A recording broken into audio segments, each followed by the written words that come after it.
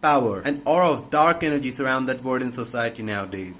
But let's face it, without power you cannot have control over your life. And if you don't have control over your life, you are more likely to feel frustration, bitterness, envy, jealousy, and an overall feeling of inferiority. When you don't have power and you see someone with power and you see that they have what you want, what you need, what you so desperately crave, and that gives you all the more reason to hate them even more. Here's the truth, you can have power too, because power is not always by luck. There are certain laws of power that you need to know and understand in order to gain and sustain power. Before we start, I have to let you know that there are risks of this dark, manipulative world of power. First, let's answer a question. Is power evil? It depends on the definition you give to power. In my personal opinion, power is a means to an end, to get something useful done.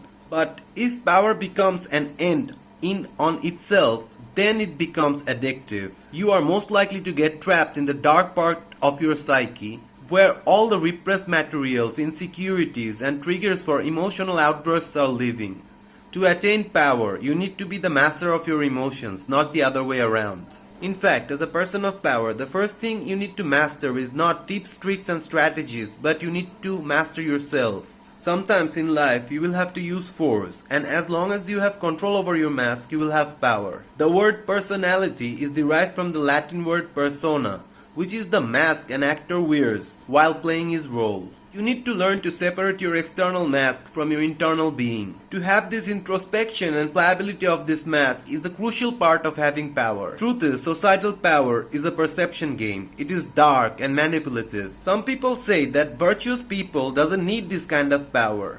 But the truth is, or shall I say, as Jordan Peterson said, that if you are harmless, you are not virtuous. You are like a rabbit that can't do anything except for get eaten. If you are harmless and say you are moral, it's not virtuous. It's helplessness and cowardice hidden behind the shield of morality. But if you are a monster and choose not to act monstrously, then you are virtuous. Let me repeat. If you have the tools to do harm but choose not to, that's virtuous. I'm making a video series explaining all 48 laws of power from Robert Greene's book. This book is so dark and manipulative that it is banned from several prisons around the globe. But let me warn you, it is dangerous, and if you want to apply any of it, do it at your own risk. Hopefully for the betterment of the world. If you want to watch the upcoming series, hit the follow or subscribe button, and if you are watching this much later in the future, go to my page, find the playlist Laws of Power and watch the first law. See you then.